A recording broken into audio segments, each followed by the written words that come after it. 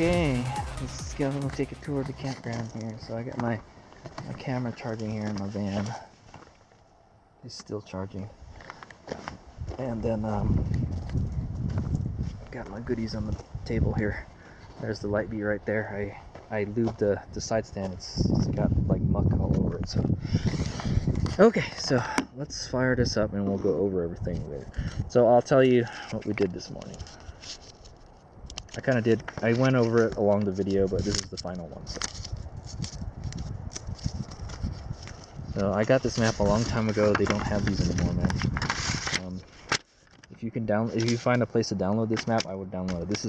This is a excellent map. Excellent map. So we're here at Airport Flat Campground. So we rode out on the street down to the trailhead here, and then we rode that up, and it's pretty rocky, man. It's a lot of rocks and stuff. Rocks. It gets kind of easier like in the middle, and then towards the end it gets a little easier. There's a bridge that you cross right here. I think that's the Girl Creek. No, that's Girl Creek. Yeah, that's Girl Creek. I guess it's the same one. There's a bridge right here. I rode that up here, and then you get to the pavement, and that's the pavement I was talking about. And then there's a water crossing here at the trailhead. You can see the water right there. There's a water crossing. There's the first one, and then there's a second one, but there wasn't any water in it. And then we kept on going. It's not too hard on the way here. It's a blue trail. Like all this, I would say blue trail. This is all blue. Until you get to Wentworth Springs. Until you get to this post pile here. Okay. This is the one that was no joke, dude. I went up it, I did a little bit of the post pile, and I was like, dude, this is crazy. And then we got to that wall that we had to go up, and the ledge, and I said, like, fuck it, or I'm not going up that. I'm turning around. And then we found the bypass. The bypass is not on this map. The bypass is like, I don't know, it's like right around here somewhere.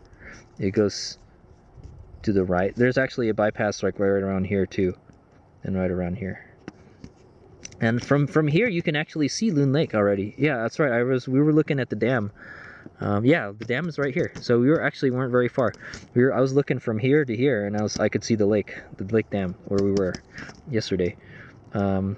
And yeah, so we took that bypass up here, and it takes you up here, and then I think you go around here, and it's all slick rock around here. So you kind of ride the slick rock, and then you get to like a kind of a rocky section right here, and then you get to the intersection, and hooray, that was it. And we made it to the tracks. We made it yesterday. So we rode it to Ellis Creek, and then we came back, and I took a break at the intersection, and then that was it. And then we rode it back. I took the bypass all the way back. We took the bypasses that we didn't take, and it wasn't too bad. And then we just ripped it on the way back. And then it took us a total of 41 minutes to make it back. I'll tell you that. So there you go. So we had a max speed of 41.5 miles per hour. And we had a moving average of 11.8. I think it was more than that before. The GPS has been sitting around, and we were moving for an hour and a half, and we've been gone for like 3 hours. So. I remember it was like 5,300. I think it was about 63 or 6,600 feet when we got up to the end. So yeah, this looks like it's higher, man. Yeah, it just goes up, man. We're at the bottom here. It just goes up. It just constantly just climbing, So that's why on the way back it was easier. It's just we're going down everything. It's easier when you're going down.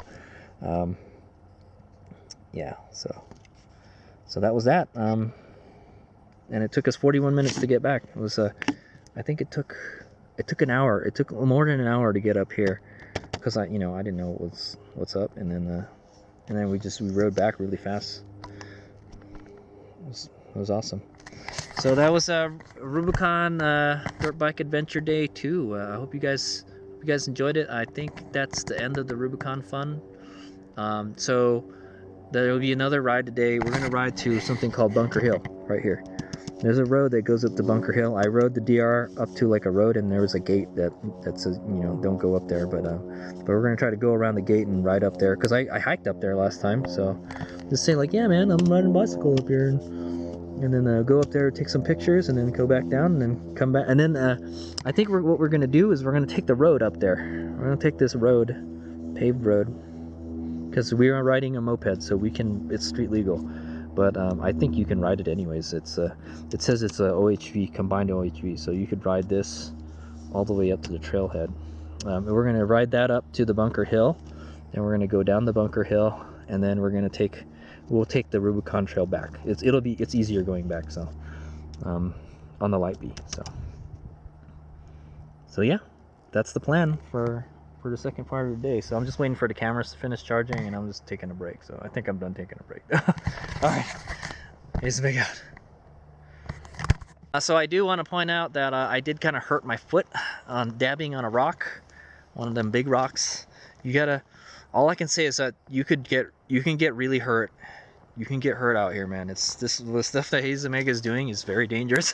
I'm not gonna lie, dude. You could be going up a rock section, and you could you could try to put your foot down, and there might not be a rock there, or there could be a rock, you know, and you hit it and you break your leg or something. It's very, very dangerous stuff that Hazy Omega is doing. So I'm fortunate I didn't really get hurt more than this, but I've been developing arthritis in my left foot, and it hurts if I move it certain directions and stuff. And apparently when I dabbed, I hurt it, so it hurt a whole lot. So and I'm feeling it right now. So I bet you it's probably inflamed now. That's what arthritis is. It's an inflammation of the joints and stuff. So so I might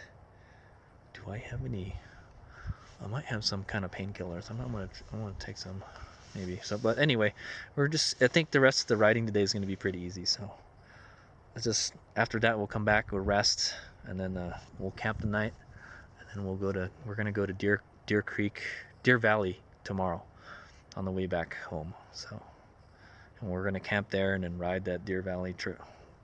We're riding 4x4 trails. Hazy Omega's thing now, man. so yeah, but yeah, I did hurt my foot dabbing on a rock. You got to be careful where you put your feet, man. Your foot could get trapped on a rock and twisted. You know, you could break an ankle. Wear good boots. I'm wearing my motocross. They're Comp 5s. They're like soft motocross boots is what they are. They're pretty much adventure bike boots, but yeah. Make sure you wear good boots and watch where you're putting your feet. Yeah, watch where you put your feet.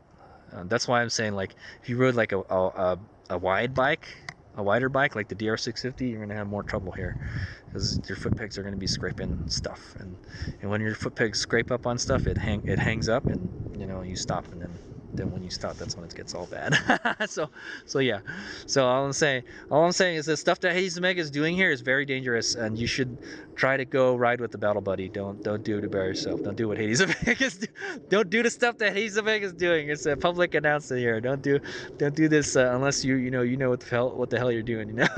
So, but this is, you know, it's some bucket list stuff that Hazy Omega is doing, so we can cross it off.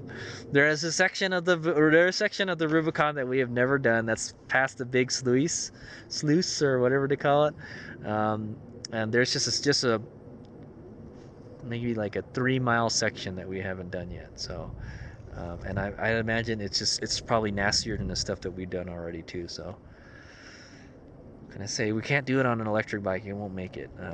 I know it won't make it. That bike won't make it. The KLX would make it, but it's like I don't really want to ride it on that kind of stuff. I want to use the cheater bike, you know. But yeah, I don't know what's gonna happen.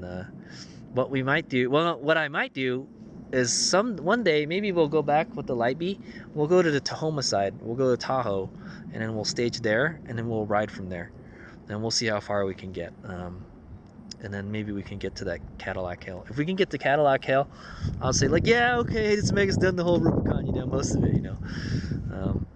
Yeah, I think that would be awesome. And if you go on the Tahoma side, there's a trail that takes you up to a ridge, and you can see all of Lake Tahoe. It's freaking awesome, dude. And I wanted to ride that, but we didn't make it to the other side. My plan was to make it to the other side with the KLX. After what I saw yesterday, I'm like, I don't want to ride the KLX in this stuff, dude. No way. It is hard work, man. I'm telling you, you're gonna get a workout. It's slow going. You just move a little bit at a time, and you have to take a break. You move a little bit at a time, you take a break. You get lost, you know. It takes time. I got lost many times because you're just riding in the rocks. There's no, you just, most of the time there's not even a trail. You just got to follow the oil marks on the ground or the reflectors, you know. So so yeah, or tire marks, you know. And like, people could just be driving anywhere, you know. So don't try not to follow other people's tracks, but look for the reflectors. That's what you want to look for, to reflect. There's always a way to kind of go around it and stuff, but if you stay where the reflectors are, that's the easiest way. Most of the time that's the easiest way. Because if you go wander, you find an easier path, chances are there'll be like a drop off or something, and then you know you won't want to go down it. So just stick to the reflectors, man. All right, so that's a lengthy AAR. All right, here's what I got.